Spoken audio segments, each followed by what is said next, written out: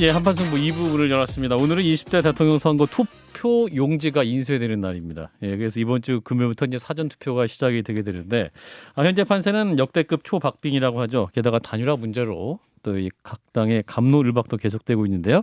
자, 이런 상황에서 저희 한판승부에서는 4당 후보들의 대리인들 간의 주도권 토론 시간을 준비했습니다. 각 당의 에이스, 최고 선수들을 모셨다고 저희는 생각하고 있습니다. 자, 법정 TV 토론 못지않은 이 긴장감 넘치는 토론 시간 기대해 주시면 좋겠습니다. 자, 오늘 함께해 주신 분 소개를 해드리죠. 먼저 민주당 김성회 선대위 대변인 나오셨습니다. 어서 오십시오. 네, 안녕하세요. 이미 나와 계셨죠? 그리고 국민의힘 김경진 선대본부 상임공보특보단장 어서 오십시오. 안녕하세요. 네. 김경진입니다. 자, 이어서 국민의당에서는 김윤 선대위 조직본부장이 나와주셨습니다. 네, 안녕하십니까. 네, 그리고 정의당에서는 박원석 선대위 공보단장님이 함께하셨습니다. 네, 안녕하세요. 박원석입니다. 예, 자, 각 순서는요. 발언 순서는 사전 추첨으로 정해졌다는 말씀을 먼저 드리겠습니다. 그러면 모두 발언 겸 공통 질문부터 시작하겠습니다. 예, 공통 질문은요. 왜 우리 당 후보를 이번 대선에서 선택해야 하는가? 각 대리인께서 말씀 주시면 되겠습니다. 각 30초씩 드리고요. 먼저 국민의힘 김경진 단장부터 시작합니다. 무릇 국가의 지도자 대통령이라고 하는 것은 공적 의식이 충만하고 또 어려운 상황이 생겼을 때 이걸 해결할 만한 용기가 있어야 됩니다. 근데 윤석열 후보 같은 경우는 정말 개인보다는 국가 또 대한민국을 위해서 이 공적 의식이 충만하게 공직 생활을 한 30년 가까이 했었고요. 그 다음에 이게 박근혜 대통령 때는 네, 30초 끝났습니다. 그래서 네, 짤 없이 자, 이어서 정의당 박원석 공보단장께서 말씀해 주시겠습니다. 네, 청취자 여러분들 많이 알고 계시지만 제가 그래도 한번 여쭙고 싶습니다. 무상급식 무상의료 누가 만들었습니까? 국회의원 1인 2표제 어느 정당에서 만들었습니까? 그리고 국회의원들 쌈짓돈으로 여겨졌던 특수활동비 누가 폐지를 했습니까? 중대재해특별법 누가 만들었습니까? 병사 월급 50만 원 그리고 휴대전화 자유로운 이용 이거 어떤 정치 제일 먼저 제기했습니까? 지난 20년 동안 심상정이 제기하면 개혁의 길이 됐고 대한민국의 역사가 됐습니다. 가성비 높은 선택 심상정입니다. 네, 이어서 국민의당 김윤 조직본부장께서 안철수 후보만이 유일한 후보입니다. 정권 교체 반드시 이루어져야 됩니다. 그러나 정권 교체는 최종적인 목적이 아닙니다. 수단에 불과합니다. 더 좋은 정권 교체가 돼야 됩니다. 왜냐? 우리나라는 근본적으로 개혁이 돼야 됩니다. 공무원도 개혁돼야 되고 노동도 개혁돼야 되고 연금도 개혁돼야 됩니다. 이 문제에 대해서 용기 있게 포퓰리즘에 빠지지 않고 정면으로 대결을 선언한 유일한 후보십니다. 게다가 대한민국이 산업화 민주화 이후에 더 어떻게 나갈 것인가 어떤 세계 문명의 선도국가가 되는 그래서 이걸 위해서는 경제 강국이 돼야 되고 과학기술 중심국가가 돼야 된다. 유일한 후보입니다. 네, 이어서 민주당 선대위의 김성회 대변인 30초입니다. 네, 민주당이 그간 부족함이 많았습니다. 다수당의 오만함도 있었습니다. 그래서 민주당과 국민의힘 양당 후보가 모두 여의도 바깥의 사람들로 자당의 후보를 선택했습니다. 여의도 방식을 쓰지 말라는 국민의 명령에 부응하면서도 다양한 행정 경험을 가진 이재명 후보 그리고 지난 5년 동안 국정을 운영했던 여당의 국정 경험을 이어가는 것이 포스트 코로나 시대를 수습하고 대한민국의 미래를 보여줄 길이라고 생각해서 저는 이재명 후보가 그에 가장 적합한 적임자라고 말씀드리겠습니다. 네, 이렇게 해서 네 분의 대리인의 각 후보의 왜 대통령이 돼야 되는가에 대한 말씀을 드렸고요. 자, 이번 시간은 이제 주도권 토론이 되겠습니다. 시간 총량제 토론입니다. 각 후보자 대리인에게 10분의 시간이 주어지게 되고요. 주도권을 가진 후보 대리인이 상대 대리인에게 자유롭게 질문을 하는 방식입니다. 주도권을 가지신 분은 최소 2명 이상에게 질문을 해주셔야 되고 질문은 1분 이내 그리고 상대방의 답변은 최소 30초 이상을 보장해 주셔야겠습니다. 그리고 상대의 답변이 1분을 넘겼을 때는 또 발언도 제지 가능하다는 점을 말씀드립니다. 자, 그러면 주도권 토론 첫 번째로 국민의힘 김경진 공보특보단장부터 시작합니다. 예, 오늘 시끄러운 이슈가 아무래도 좀 있어가지고 어제 오늘 그 김윤 네. 위원장님께 여쭤보시는데 안철수 후보가 이제 최근에 선거 유세장에서 말씀하시는 걸 잘 들어보면 제 말씀으로는 정권 교체라고 하는데 이재명 후보나 문재인 정부에 대한 비판이 거의 없는 것 같아요. 그러면서 이제 여의도 속칭 이제 여의도에 떠도는 어떤 루머, 찌라시라고 이제 하는데 실질적으로 안철수 이재명 간의 단일화가 있었다. 그래서 안철수 후보가 끝까지 완주를 하면 그리고 만약에 이재명 후보가 당선될 경우에는 인수위 공동으로 구성하고 내각이라든지 정부 구성도 공동으로 한다. 이런 실질적인 합의가 있었다. 이제 이런 얘기들이 지금 떠돌고 있거든요. 그리고 그걸 위해서 민주당 관계자와 안철수 캠프의 핵심 관계자 또는 안철수 후보가 직접 여러 차례 만났다. 그거는 민주당의 이제 모 전직 의원께서 말씀하신 바도 있고, 그래서 우선 만났는지, 그 다음에 실질적으로 안철수 이재명 간의 단일화가 네. 있었는지 그 부분에 대해서 좀 답변을 해주셨으면 좋겠습니다. 예. 김경진 의원님, 이게 완전히 가짜 뉴스고 맡아도온 거 스스로 알고 지금 의도적으로 질문하시는 거죠. 우선 제가 먼저 바로 네. 제가 한번 여쭤볼게요. 저기 어제 윤석열 후보께서 국민 앞에서 거짓말을 하셨거든요. 자, 우선 윤석열 후보 측하고 우리 안철수 후보 측하고 모종의 어떤 단일화를 둘러싼 합의가 있었다라고 얘기를 하셨어요. 그래서 합의안이 마치 존재하는 것처럼 혹시 보셨습니까? 합의안을? 아니, 그러니까 제가 질문은 네, 제가 이 질문을 잠깐만요. 제가 말씀드리는 건 잠깐만. 뭐냐면은 예, 제재할 수 있습니다. 제가 질문한 거는 네, 제재할 수 있습니다. 저기 안철수 이재명 간에 그런 만남이 있었는지, 그다음에 그 부분과 관한 합의가 있었는지, 그 부분에 대한 질문을 드리는 거고. 없었습니다. 그리고 없었다? 합의 자체가 존재하지도 않습니다. 그러면 제가 왜 물어본 거냐면 아니 잠깐만 그런 그 식의 부분은 그 부분은 나중에 마타도를 왜 그러니까, 계속 국민의힘 잠깐만. 측에서 의도적으로 잠깐만. 유포하는지 그 부분은 그걸 나중에 물어보는 김윤 겁니다. 선생님 네. 주도권 토론 때 저한테 물어보세요. 지금은 제가 물어볼 시간이니까. 네. 없었으면 됐습니다. 아니 예. 그게 확인하고 싶었고요. 네, 지금 저는- 7분 30초 괜히 남았습니다. 시간만 갔네. 예, 그다음에 김성애 이제 대변인님이시죠? 네. 그 이재명 후보의 지금 기본소득에 대한 지금 현재 입장은 어떻게 됩니까? 기본소득은 관련해서 실천을 할 것이고 지금 일단 기본 계획을 세워놓고 이것을 이제 언제 어떻게 할지에 대해서는 국민적 합의를 이루어가야 된다라는 말씀을 드리고 있는 것이고요.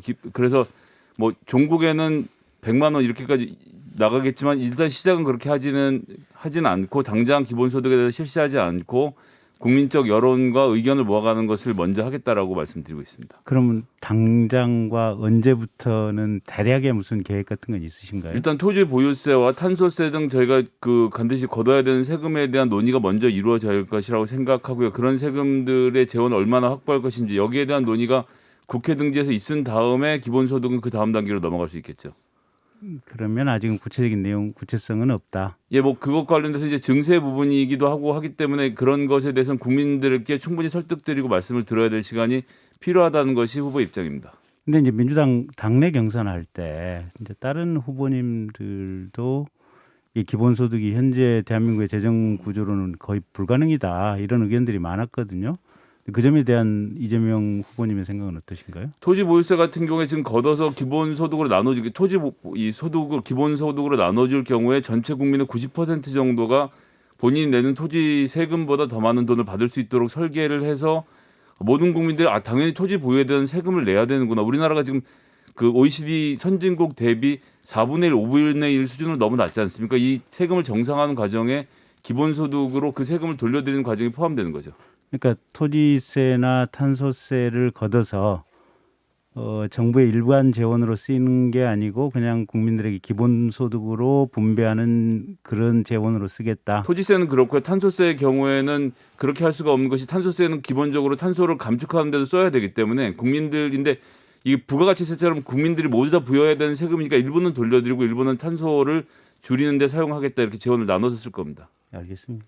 그 대장동 사건과 이재명 후보 관련성에 대한 평가는 어떻게 보십니까? 뭐 지금까지 쭉 나왔지만 결국 오늘 이제 새롭게 50억 클럽에 돈 전달한 새로운 주체에 대한 의혹까지 보도가 되고 있는 마당인 만큼 뭐 검사를 해서 더 잘하시겠지만 자금 추적이 좀 되게 중요하지 않나 싶은 생각이 들고요. 이재명 후보가 공공에서 이만큼 남기고 나머지 이익을 민간으로 돌려드린 부분에 대해서는 유권자들의 판단이 있으실 거라고 생각하는데 지금까지 어떤 지표도 이재명 후보가 대장동 사건과 관련돼서 금전적 이익, 정치적 이익을 취했다는 것은 아무 것을 통해서 입증되지 않았다는 점 말씀드리겠습니다. 근데 하필이면 대장동 업무를 관련했던 성남시 도시개발공사의 유한기 씨라든지 김문기 씨 두 분은 이 건이 수면 위로 올라오니까 극단적인 선택을 하셨잖아요. 그리고 어쨌든 이재명 시장이 데리고 있었던 부하들이고 호주 여행도 같이 갔다 왔고 그 극단적인 선택을 했다고 하는 것은 이재명 당시 시장의 관련 가능성을 암시하는 간접 증거들이 아닐까요? 저는 지금 같은 세상에서 누가 대통령 후보 나온다고 대신 죽어야 된다고 생각할 사람은 없을 거라고 생각하고요. 다만 두 분의 그 극단적인 선택에 정말 안타깝게 생각하고 있습니다. 그 소고기라든지 초밥 버카 사건 이 부분에 대한 입장은 어떤가요? 뭐 그 부분은 지금까지 일관되게 사과를 드려왔고, 그 여러 가지 문제가 있었던 점에 대해서는 후보도, 부인도 사과를 했던 만큼 거기에 대해서는 국민들께서 판단해 주시면 될 것 같습니다. 그 이제 탈원전 관련해 가지고 어제 오늘 기사 나온 걸 보니까 작년에 한전 적자가 지금 5조 9천억이 났고 올해 1, 4분기 동안 한전 적자가 5조가 나서 최악의 상황에는 올해 한전 적자가 20조가 날 수도 있다. 그래서 문재인 대통령이 부랴부랴 사실은 탈원전을 번복하는 이런 발언을 했다. 이런 분석 기사들이 몇 군데 올라오고 있더라고요. 근데 그 부분과 관련된 이재명 후보의 입장은 어떤 건가요? 뭐 이재명 후보의 입장에 대해서는 제가 잘 모르겠고요. 작년 같은 경우는 원전 사용률이 지난 5년 동안 원전 가동률이 가장 높았습니다. 즉 뭐냐면 더운 철, 여름철에 원전을 충분히 돌리고 있었고 지금 이제 탈원전을 진행하는 게 마치 당장 있는 원전을 멈춘 것처럼 국민의힘에서 호도를 하고 있는데 사실은 원전 사용은 충분히 하고 있고 한전의 적자는 여러 다른 부분에서 발생하고 있는 것이기 때문에 앞으로 60년 동안 탈원전으로 가는 길에 있어서 지금 5년 전하고 이 원전의 비율이 똑같은데 이 요금 체계 이런 것들은 지금 요금체가 바뀌어서 그런 거 아닙니까? 그런 부분들을 탈원전이랑 섞어서 얘기를 할 수는 없다고 생각합니다. 당장에 선거 끝나고 나면 아마 전기료 올릴 거라고 하는 예상이 폭증하던데. 자, 그것은 전기료는 원가에 연동해서 하기로 이미 3년 전에 정해서 그렇게 법대로 돌아가고 있는데 지금 LNG 등 국제 유가의 상승에 맞추어서 되는 것이 원전은 계속 말씀드린 대로 사용량이 똑같기 때문에 지금 원전을 늘릴 수도 없고 늘린다고 해서 전기료가 떨어지는 상황도 아닙니다.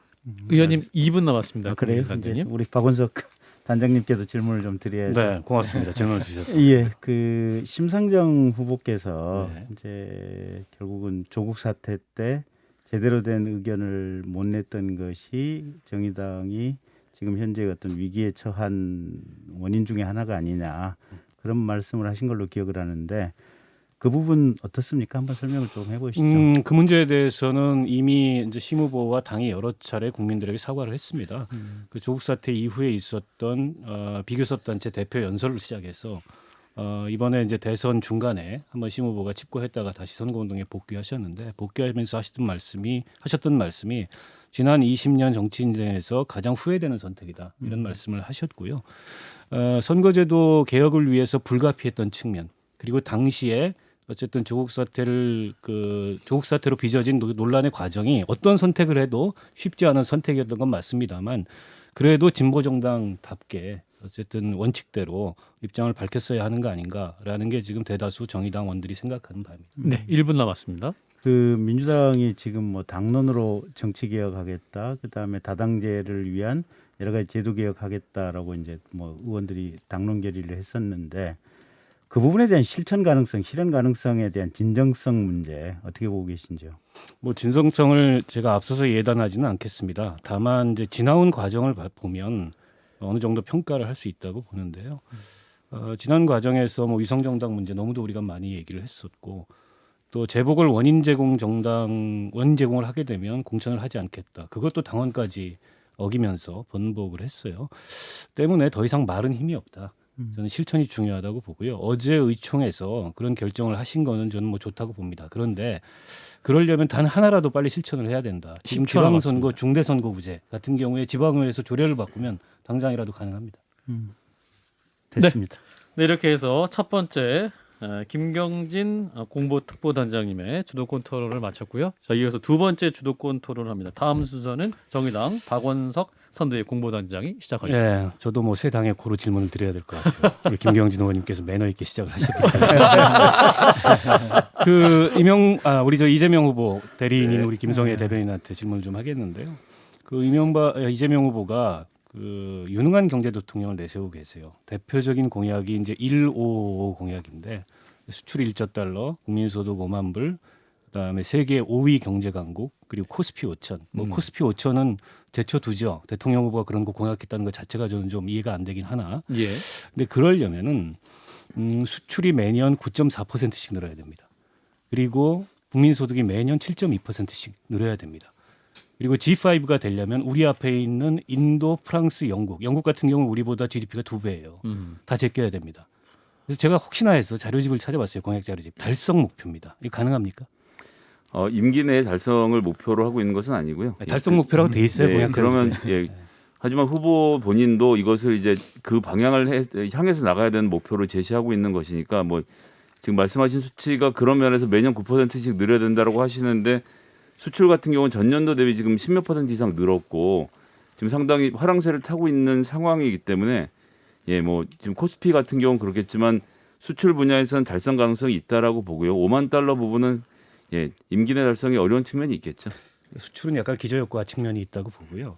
그래서 그 경제 정책의 방향을 전환적 공정성장이라고 말씀을 하셨어요. 적어도 공정성장이 되려면 지금 OECD에서 대한민국이 1위 하고 있는 게 되게 많습니다. 자살률 1위, 노인 빈곤율 1위, 저출생 1위, 산재 사망률 1위.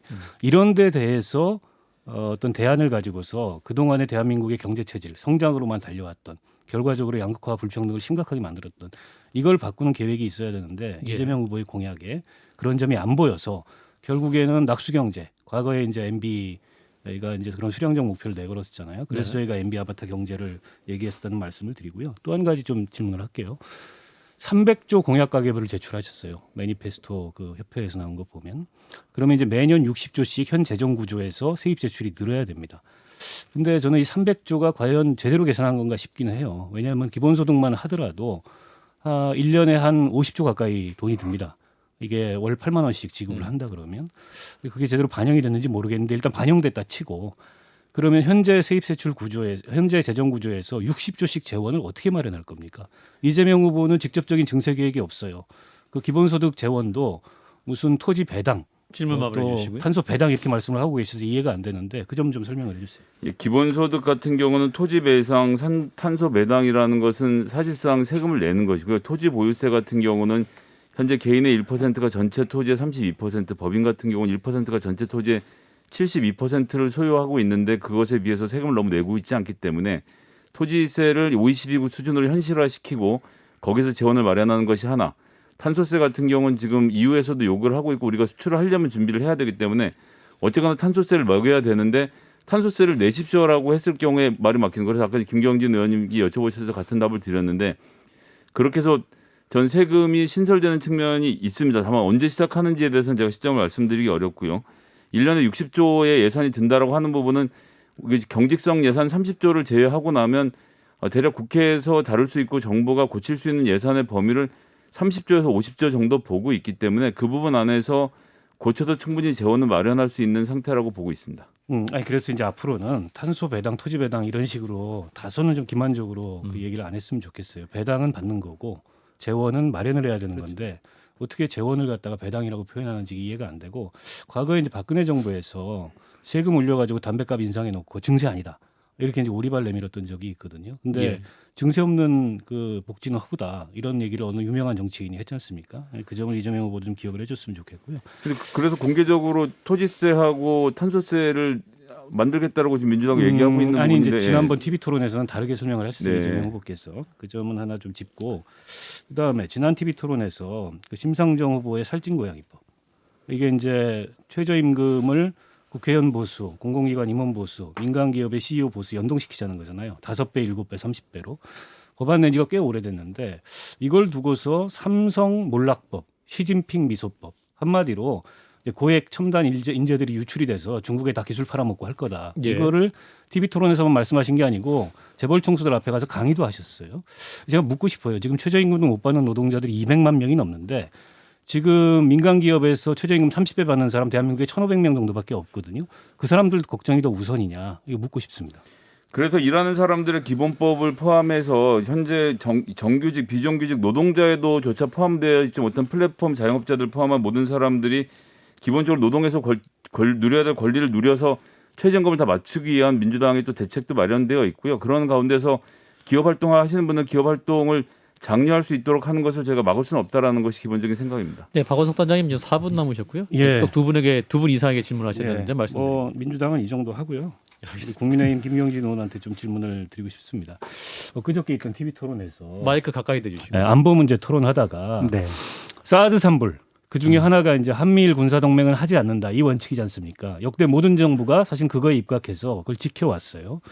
그 질문을 했더니 이렇게 반문을 하시더라고요. 윤석열 후보가. 그러면 심 후보는 영원히 안 하실 겁니까? 아니, 저희는 영원히 안 합니다.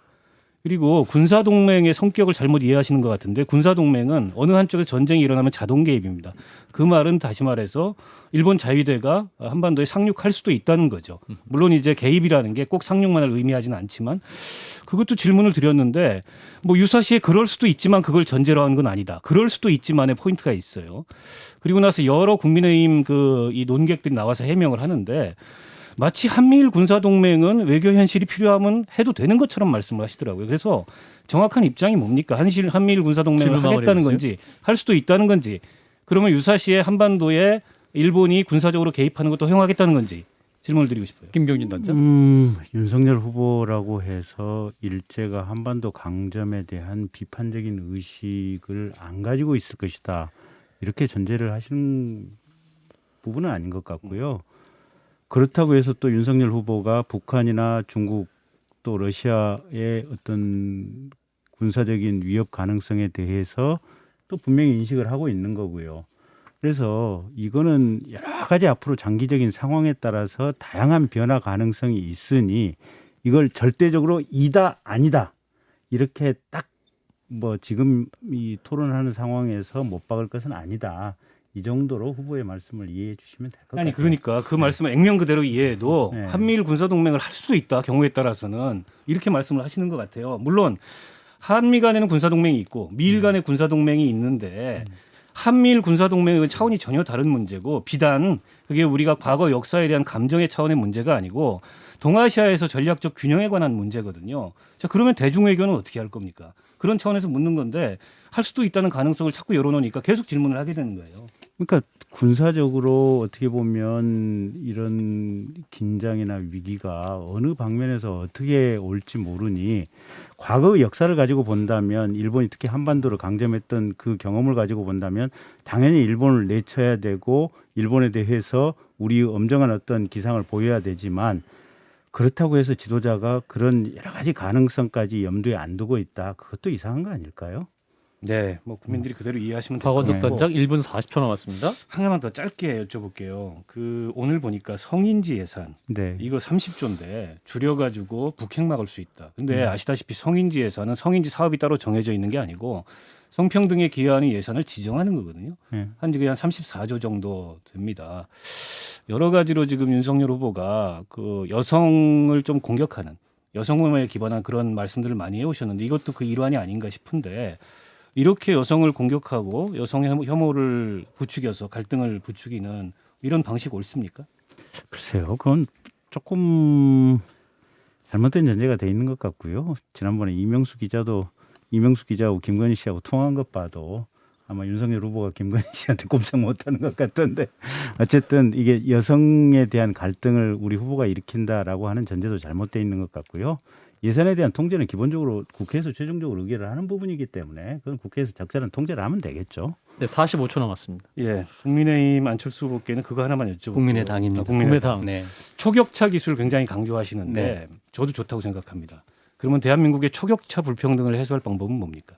그러니까 이런 어떤 그 장기적인 어떤 관점에서 보는 게 있고 지금 현재 확보 가능한 기술이 있는데 현재 우리나라 수준에서 예를 들어서 원전 어떤 기술이라든지 그다음에 2차 전지라든지 하는 몇 가지 부분에 대해서는 이미 지금 국제적인 경쟁력이 아니 제가 여쭤보는 확실했거든요. 건 대한민국의 뭐냐면 초격차 불평등은 어떻게 하실 거냐? 아니 그러니까 이제 그 뒤에까지는 일단은 뭐냐면 이런 초격차 기술에 있어 성장을 선도적으로 주도해야 10초 말씀 주신 남았습니다. 그 부분의 문제도 해결할 수 있는 길이 있지 먼저 이렇게 새로운 성장 동력 없이 순서가 바뀔 수는 없다. 그게 지금 우리들의 핵심적인 관점입니다. 낙수경제군요. 예. 네, 알겠습니다. 네 이렇게 그건 아다르고 해서 다른데 예. 주도권 토론 두 분 마쳤습니다. 토론 맛집 한판 승부 함께하고 계시고요. 4당 후보 대리인들과 주도권 토론 함께하고 있습니다. 잠시 후에 돌아옵니다. 네, CBS 라디오 한판 승부 함께하고 계시고요. 네, 대선 후보 4당 대리인들이 함께하는 사자 토론 함께하고 계십니다. 자, 이제 세 번째 주도권 토론 할 시간인데요. 세 번째 주자는 국민의당 김윤 선대위 조직본부장이 시작하겠습니다. 예, 아까 얘기 이어서 국민의힘 김경진 의원께 먼저 여쭤보겠습니다. 우리는 공당으로서 당연히 어떤 정당한 절차를 거쳐서 안철수 후보를 대통령 후보로 내세울 때는 말할 것도 없이 완주해서 반드시 당선시키겠다 하는 걸 목표로 나왔을 거 아닙니까? 그런데 우리가 나오자마자 끊임없이 우리한테 압박이 들어온 게 단일화 어떻게 할 거냐, 단일화 어떻게 할 거냐. 이건 주된 부분이 이제 국힘의 윤석열 후보 쪽으로부터 나왔는데, 그래서 우리들이 두 가지 어떤 어쩌면 상반된 요구를 동시에 해결해야 되는 그런 이제 과제를 안게 된 겁니다. 한편으로는 현재 문재인 정권의 실정을 심판하기 위해서 반드시 정권 교체가 돼야 된다. 이 부분의 요구도 우리한테 강하게 있는 거고, 그러나 그게 단순히 어떤 정권 교체만 돼서는 안 되고 더 나은 정권 교체가 돼야 된다. 우리는 사실은 그 측면에서 유일성이 있는 건데, 그래서 우리가 요 문제를 동시에 해결하기 위해서 전격적으로 제안을 했습니다. 후보 등록을 하면서. 그래서 만약에 저기 그 많은 국민들이 어떤 단일화를 이렇게 원하시니까 이미 국민의힘에서 지난번에 오세훈 그 안철수 후보 단일화를 썼던 그 방법을 그대로 적용해서, 그러니까 왜 이 발상을 하게 된 거냐면은 밀실에서 두 사람이 담합하는 거, 이건 국민들이, 우리 당원들도 동의를 할 수 없거든요. 그러면은 국민들 앞에서 당당한 신뢰 적과가 날 수 있는 방법은 유일하게 100% 여론조사 국민경선이다. 이렇게 했는데 왜 안 받으셨습니까?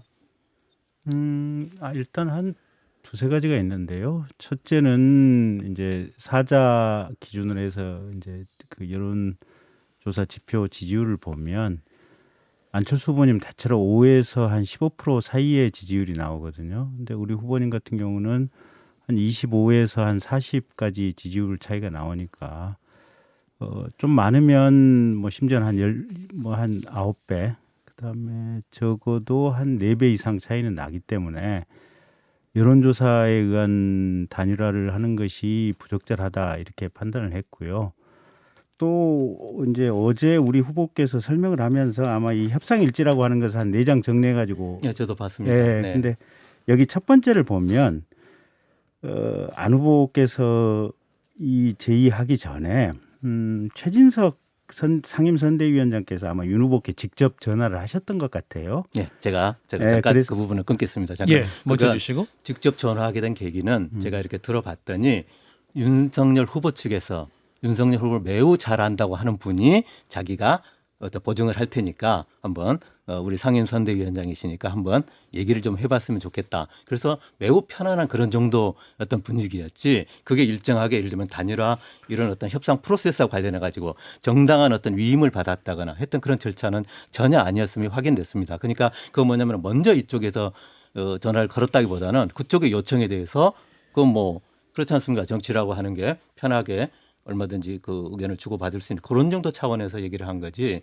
이런 공식적인 그 그런 거는 전혀 없었다는 부분을 제가 명확하게 좀 말씀드리고요. 제가 이렇게 바로 이어서 말씀드릴게요. 그래서 어저께 어떤 윤석열 후보께서 또 이렇게 직접 단일화가 결렬된 과정, 그 내역에 대해서 얘기를 하셨어요. 그래서 마치 그 윤석열 후보 측과 우리 안철수 후보 측과 어떤 공식적인 대리인이 있어서, 그리고 윤석열 후보의 표현에 의하면은 저기 전권 대리인이 있는 것처럼 이렇게 표현하셔서 합의된 내용이 있는 양 이렇게 얘기를 하셨는데, 혹시 김경진 의원님 그 합의한 내용 보셨습니까? 저는 못 봤죠. 혹시 들어보신 적 있습니까? 대략은 들었죠. 공보단장이 그걸 모르십니까? 그러니까 대략은 들었다고요. 대략 어떤 내용입니까? 간략하게 말씀해 보세요. 그러니까 일단 그 선거 이후에 윤석열 후보가 당선이 된다면 인수위를 어떻게 공동으로 꾸릴 것인지, 그다음에 공동정부 운영을 어떻게 할 것인지, 뭐 그런 내용이 들어있다고 그렇습니다. 들었습니다. 근데 문서로 된 게 없죠. 하다못해 구멍가게를 이렇게 이렇게 합병을 이렇게 하더라도 반드시 문서가 있고 합의가 사항이 있으면 사인을 합니다. 그거 자체가 아예 존재하지 않습니다. 이 얘기는 무슨 얘기냐면, 제가 두 가지를 명확히 다시 말씀드릴 텐데요. 우리 국민의당의 지금 최고 의사결정기구는 지금 대선 기간이기 때문에 중앙선거대책위원회입니다. 저도 멤버로 참여하고 있고, 거기서 어떠한 정권 대리인이라는 개념 자체도 없고 임명한 적이 없습니다. 그래서 합의라고 하는 것 자체가 이루어질수록 원천적인 주체 당사자가 없는데 뭘 가지고 그걸 누가 했다는 것이며, 그다음에 그러면 도대체 구체적으로 어떤 내용이냐 보면 아무것도 제시하지를 못해요. 그래서 저는 이건 명백하게 있지도 않는 사실을 조작한 대국민 사기극에 불과하다. 이런 것은 제가 다시 한번 네. 명확하게 좀 김 말씀드릴 수 본부장님 있습니다. 지금 저 5분 남았습니다. 저한테 네. 답변할 기회는 안 주시나요? 아니, 제가 조금 더 말씀을 좀 드릴게요. 네. 그래서 결국은 이건 결론적으로 우리들은 어떻게 판단할 수밖에 없느냐. 물론 최종적으로 국민들이 판단하실 텐데 결국은 이것은 아까 그 안철수 후보께서 제안한 유일하게 국민들이 그리고 당원들이 동의할 수 있는 100% 여론조사 국민 경선을 거부했던 것은 결국은 겁먹었기 때문이다. 뭐라고 변명하든지 간에. 그래서 이걸 하지 않는 상태에서 이제 시간은 쪽박하고 단일화가 마무리해 주세요. 예. 가 힘들 것 같으니까 결국은 그것의 책임을 면하기 위해서 우리한테 있지도 않은 사실을 조작해서 덮어씌운 것에 불과하다. 이걸 제가 좀 김현진 말씀 좀 단장? 드릴게요. 답변하겠습니다. 일단 성일종 임명진 라인도 있었던 것 같고요. 그건 전혀 그 공식적인 의미가 제가 없습니다. 답변할 시간입니다. 30초. 예. 예. 윤상현 신재현 고문 라인도 있었던 것 같고요. 어쨌든 이태규가 안철수 후보의 공식 선대 본부장임은 명확한 것 같고요. 그다음에 안철수 후보가 2월 20일 날 단일화 제안을 안 한다라고 기자들 국민들 앞에서 공식 선언한 이후에도 이태규 본부장이 나와서 우리 쪽 장제원 의원하고 여러 차례 만났는데 그 과정을 안철수 후보가 보고를 받고 알고 있었던 것은 분명한 것 같아요.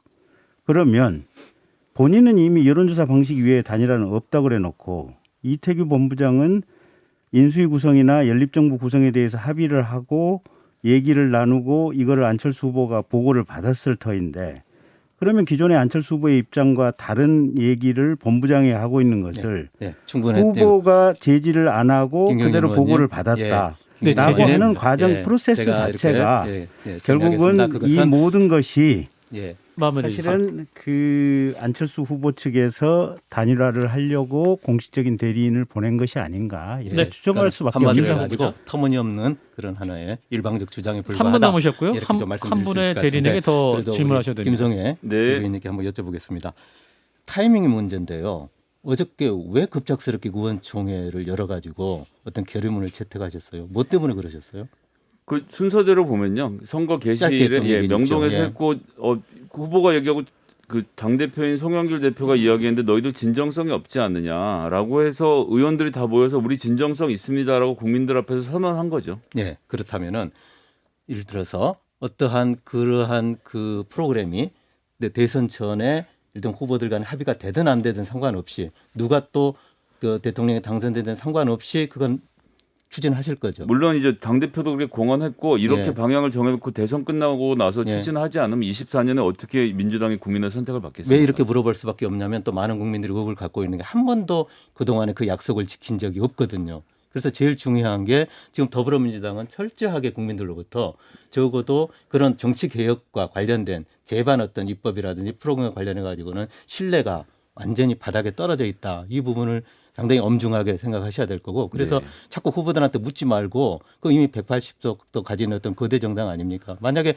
올바른 방향이랑 그냥 하면 되는 거지 묻지도 말고 이렇게 했으면 좋겠다고 선거제도 생각하고요. 개혁에 대해서는 저희가 그렇게 함부로 하기 어려운 측면이 있음도 같이 말씀드리겠습니다. 예. 각 당 간의 협의, 특히나 국민의힘과 뭐 이렇게 해서 다 논의해서 정해서 나가야 되겠죠. 예. 김현문 부장 예. 90초 남았습니다. 예, 하나만 간단하게 지금 더불어는 이 그 어떤 정치 개혁 프로그램을 의원총회 통과시키기 전에 사실은 뭐가 선행돼야 됐다고 생각하냐면은 지금 더불어민주당이 근본적인 문제가 갖고 있습니다. 그게 586의 한계입니다. 586이 어떤 말 그대로 뼈를 깎는 자기 어떤 자성의 그런 어떤 목소리가 나오지 않는 상태에서 또 자꾸 몰리게 되니까 지금 사실은 이제 솔직히 얘기해 가지고 지금 이제 박빙 구도에서 뭔가 어떤 계기를 마련하기 위해서 한 거 아닙니까? 그건 솔직하게. 그거보다는 좀 더 이렇게 진솔한 그런 사과가 선행됐어야 되지 않느냐.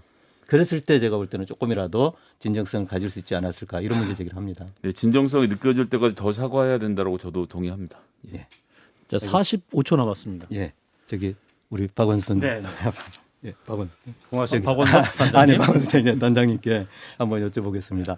저는 다 떠나서 저는 그 물론 이제 제가 지금 국민의당의 당원으로 활동하고 있지만은 대한민국 전체의 정치 발전을 위해서 저는 정의당이 이렇게 죽어서는 안 된다 그런 입장을 좀 분명히 갖고 있습니다. 그럼에도 불구하고 안타까운 게 어쨌든 지금 결과적으로 우리 국민의당도 지금 어렵게 분투하고 있지만은 정의당의 심상정 후보는 너무너무 지금 이렇게 국민들의 어떤 주목도가 좀 낮거든요. 왜 그렇습니까? 네, 발언 시간 30초 드리겠습니다. 예, 뭐 저희가 정치를 잘 못해서겠죠. 그걸 뭐 남 탓을 하겠습니까? 그리고 심상정 후보는 20년 동안 진보 정치를 대표해왔던 사람이기 때문에 누구를 탓하거나 변명을 할 수가 없다고 보고요. 조금 더 어떻게 보면은 국민들에게 가까이 다가가는 진보 정당, 국민들이 느끼시기에 단지 이념과 가치와 원칙만 내세우는 정당이 아니라 생활의 이로운 그리고 삶의 이로운 그런 정당이 되기 위해서 더 열심히 노력하겠습니다. 네, 이렇게 해서 세 번째 주도권 토론까지 마쳤습니다. 이제 마지막 네 번째 주도권 토론자 만나죠. 자, 민주당 김성회 선대위 대변인 시작해 주세요. 예, 아까 전에 국민의당, 국민의힘 관련된 논쟁은 제 개인적으로 너무 궁금해서 이거 하나만 좀 여쭤보고 시작하려고 그러는데요. 이거 정말 제가 이해가 잘 안 돼서 그런데 2월 10일에 장제원, 이태규 선대본부장이 안 후보의 승인을 만나서 만나자고 제안이 돼서 그때부터 만났다라고 국민의힘은 주장을 하고 국민의힘의 있는데 일방적 주장입니다. 예, 네. 국민의힘 주장하고 있는데 2월 20일에 안 후보, 윤 후보님 두 분이 통화하신 내용에서 보면 2월 20일에 통화가 안 됐죠. 예, 문자로. 전화하여라고 표현되는데 문자인가 하여튼 예. 어느 누구로부터 단일화 문제에 대해서 이야기를 듣거나 보고받은 적이 없다 이렇게 말씀을 하시면 네. 이태규 의원이 그 전에 열흘 동안 했던 건 무엇인지가 너무 이제 국민들 입장에서는 어이가 없고 이해가 안 되거든요. 예, 그래. 제가 설명할까요? 네, 네. 예, 간결히 얘기해가지고 이태규 의원도 지금 현역 의원이시고 네. 장제원 의원도 현역 의원이시지 않습니까? 네. 당을 떠나서 한번 이렇게 만나서 차나 한 잔 마시자 하면은 만납니까 안 만납니까? 뭐 충분히 그럴 수 있죠. 이걸 굳이 그런 어떤 만남의 자리에 예를 들면 후보에게 보고해야 될 의무가 있을까요? 안 후보의 승인을 받아서 만나자라고 제안을 이태규 의원이 했다라고 국민의힘은 주장하니까 그게 아니라는 말씀을 그게 하고 왜냐하면 거짓말이다. 우리도 네. 그렇게 알고 이미 이태규 의원도 그렇게 해명을 정확하게 했습니다. 알겠습니다. 근데 저는 참 특이한 게 하셔도 되나 답을? 예, 하셔죠. 예, 뭐 예, 주도권은 제가 김성회 예, 대변인에게 예, 있습니다. 답- 네. 예, 뭐 제 시간이 중요하지 않으니까 마음껏 하세요. 갑자기 원래 한판 승부로 돌아가는데.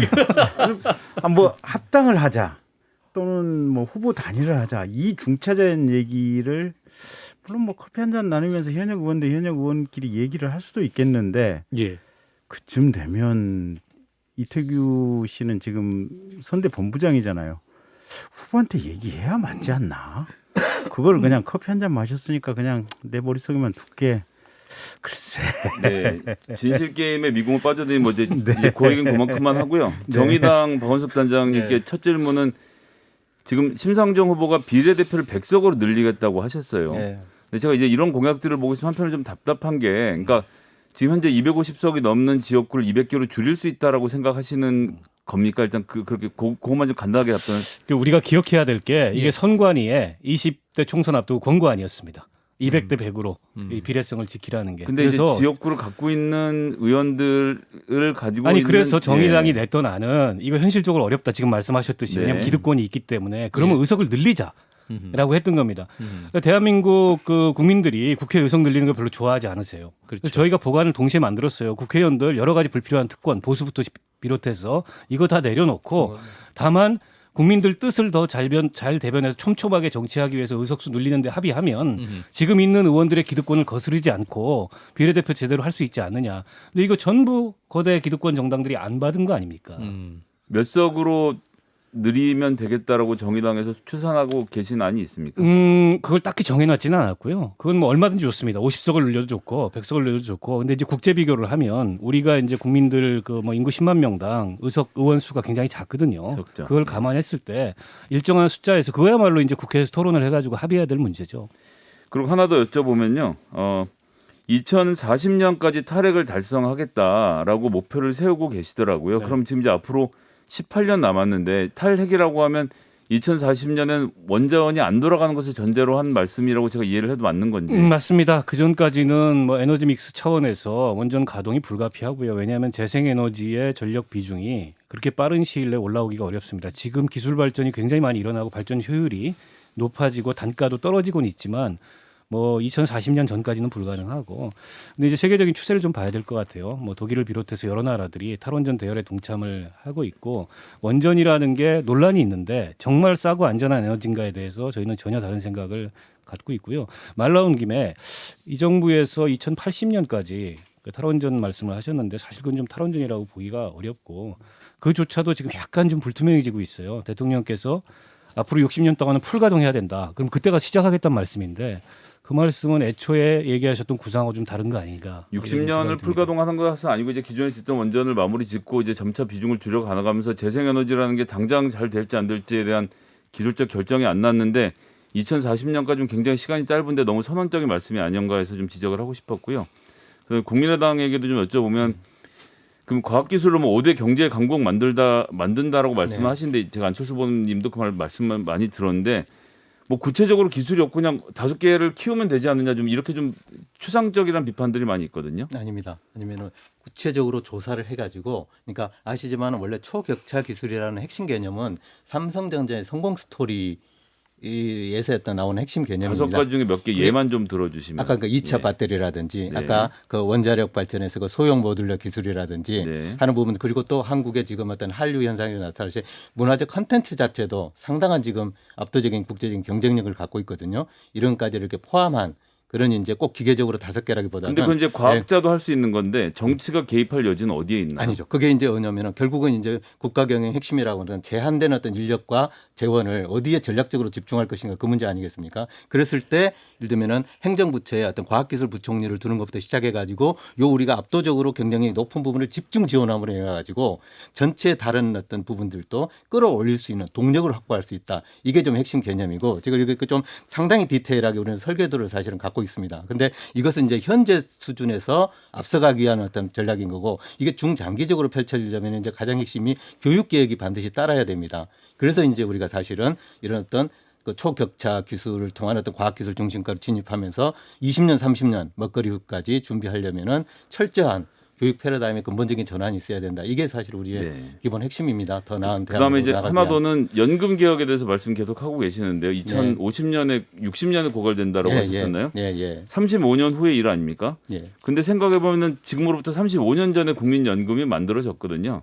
35년 전에 지금의 미래를 예측할 수 없었던 것처럼 지금 물론 저희가 준비하고 예측해야 되긴 하지만 지금 우리나라 경제 펀더멘탈이나 이 지금 현재 속도로 봤을 때 50년에 고갈된다 이렇게 말하는 것은 좀 공포를 조장하는 것 아니냐 이런 비판도 있는데 어떻게 생각하십니까? 예, 그거 뭐 제가 볼 때 부분적인 일리는 충분히 있는 어떤 의견이라고 말씀. 왜냐하면 지금 현재 수준에서 프로젝팅 한다고 이게 미래라고 하는 것이 네. 그걸 담아내지는 못한데, 그러나 이제 우리가 초점을 두는 건 뭐냐면 현재 20살 이제 갓 청년이 된 청년이 어떤 연금을 받게 될 그 정도 나이가 됐을 때 어떤 일이 벌어질 것인가. 그럼 하는 부가식으로 부분들이 전환도 고민을 하고 계십니까? 그렇습니다. 네, 예. 그런 정도 하고 국민의힘 몇 가지 좀 여쭤보면요.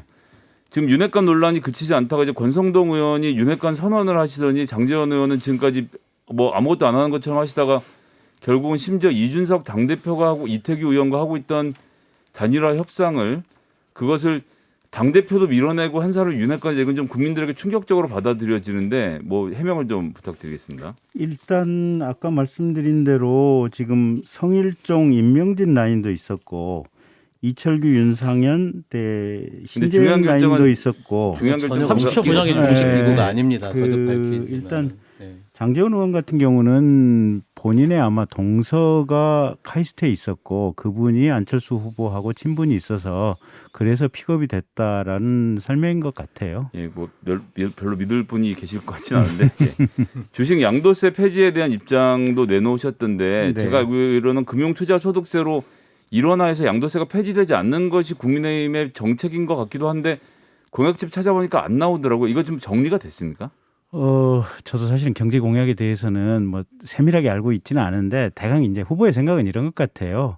우리나라가 지금 세계 뭐 한 7, 8대 경제 강국인데 네. 주식 시장은 굉장히 저평가돼 있잖아요, 보면. 그리고 주식에 들어가 있는 인구도 적고 그래서 많은 인구가 주식에 들어와야 되고 한국의 주식 시장이 고평가돼야 되는데 너무 빨리 지금 이 주식 양도세를 부과를 하게 되면 대한민국의 주식 시장 자, 자체가 그럼 이렇게 여쭤보죠. 실물화에 예. 이게 걸맞는 이 의원님, 위상을 예. 갖추기까지는 조금 시간이 부족하다 네. 이런 생각이 제가 있을 것 이렇게 같아요. 여쭤보고 싶은데 제가 그러니까 저도 보좌관을 일하면서 뼈 빠지게 해서 한 달에 그러니까 1년에 뭐 5, 6, 7천만 원 이렇게 벌어도 세금 그렇게 많이 내는데 네.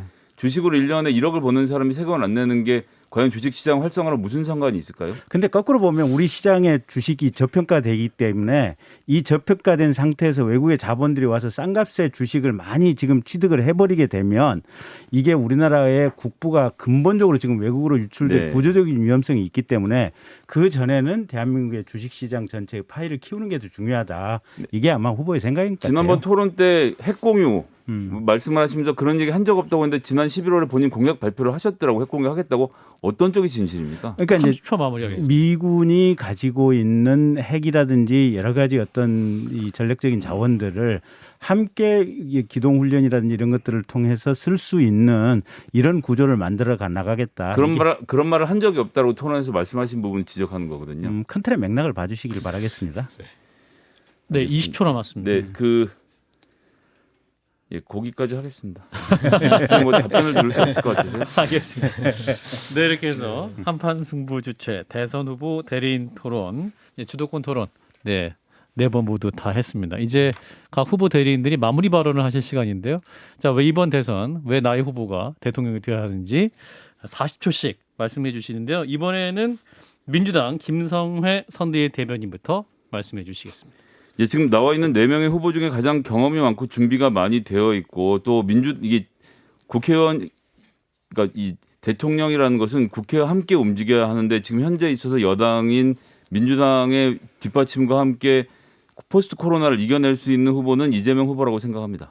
네, 그래서 이재명이다라고 네. 말씀 주셨고요. 이어서 국민의당 김윤 선대위 조직본부장께서 말씀해 주시겠습니다. 무엇보다도 대한민국을 이렇게 대표하고 이렇게 이끌어 나갈 지도자는 본인의 흠결이 없어야 됩니다. 이 4명의 후보 중에서 제가 볼 때는 흠결이 없는 후보가 2분 있는데요. 심상정 후보님하고 안철수 후보님만 좀 유일하다라는 측면을 할 거고 또 본인뿐만 아니고 공인이기 때문에 가족의 리스크가 없어야 됩니다. 사실은 1번 후보와 2번 후보는 이미 다 그 범죄 의혹을 지금 이렇게 받고 있는 그리고 재판을 받아야 되는 어떻게 이런 분들이 어떤 공적인 책임을 맡겠다라고 감히 국민 앞에 얘기할 수 있는지 이게 좀 의문이고요. 더 중요한 것은 결국은 어떤 아까도 강조했지만 더 나은 대한민국을 이끌기 위해서 미래 비전과 준비된 프로그램이 확실히 있는 유일한 후보는 안철수 후보밖에 없다. 안철수 후보를 찍으면 안철수 후보가 당선됩니다. 예, 이 마무리해 주셨고요. 자, 이어서 정의당 박원석 선대위 공보단장께서 마무리 발언해 주십니다. 네, 한 표의 가치에 대해서 좀 말씀을 드리고 싶습니다. 선거 막판에 와서 민주당에서는 통합 정부를 얘기하시고 윤석열 후보도 공동 정부를 얘기하시고 저는 긍정적인 변화라고 봐요. 근데 그게 실제로 이루어지려면 양 당이 압도적으로 표를 얻어서는 안 됩니다. 오히려 그런 개혁을 이끌어 나갈 수 있는 심상정 후보가 표를 많이 얻었을 때 실질적인 의미의 통합정부도 연정도 정치개혁도 가능하다는 말씀을 드리고요. 심상정에게 주신 한 표는 지금까지 한 번도 실망을 시켜드리지 않았습니다. 심상정이 10%를 얻으면 대한민국이 그만큼 바뀌고 20%를 얻으면 또 그만큼 바뀌고 심상정이 당선되면 대한민국 미래가 바뀔 겁니다. 네, 그래서 심상정 후보가 되어야 된다라고 말씀 주셨고요. 자, 마지막으로 국민의힘 김경진 공보특보단장의 마무리 발언입니다. 예, 윤석열 후보는 올바름에 대한 용기를 보여줬죠. 그리고 공정을 실천하기 위한 용기를 또 보여줬고요. 그의 인생 자체가 우리에게 이렇게 시사해 준 점이다 이렇게 봐야 될 것 같고요. 두 번째는 정치 신인이기 때문에 오히려 그 어떤 정치 세력이나 집단에 대해서도 부채를 가진 게 없습니다. 결국은 자유로운 상태에서 국가를 통합하고 새로운 질서를 만들어 갈 수 있는 기본적인 동력과 힘이 있는 후보가 윤석열이다. 그래서 이번에 윤석열을 뽑아주시면 대한민국이 근원부터 바뀌게 될 것이다 라고 말씀드리겠습니다. 네, 이렇게 해서 네 분의 대리인의 마무리 발언까지 들어봤습니다. 오늘 굉장히 그 시간도 잘 맞춰주셨고 내용도 풍부하고 좋았습니다. 우리 금방 끝나버렸습니다. 예, 청취자 여러분들께서 3670님이 네 분이 후보들보다 더 잘하시는 것 같다고. 심지어 원고도 없어요. 저희는. 710님도 네. 후보들 못지않은 쫄깃한 토론 최고다라는 말씀 주셨습니다. 예, 재밌어서 한 번 더 기획을 해야 되지 않나라는 생각도 해봅니다. 자, 오늘 함께해 주신 분 국민의힘 김경진 공보특보단장, 민주당 김성회 선대위 대변인, 국민의당 김윤 선대위 조직본부장, 정의당의 박원석 선대위 공보단장 고맙습니다. 고맙습니다. 고맙습니다.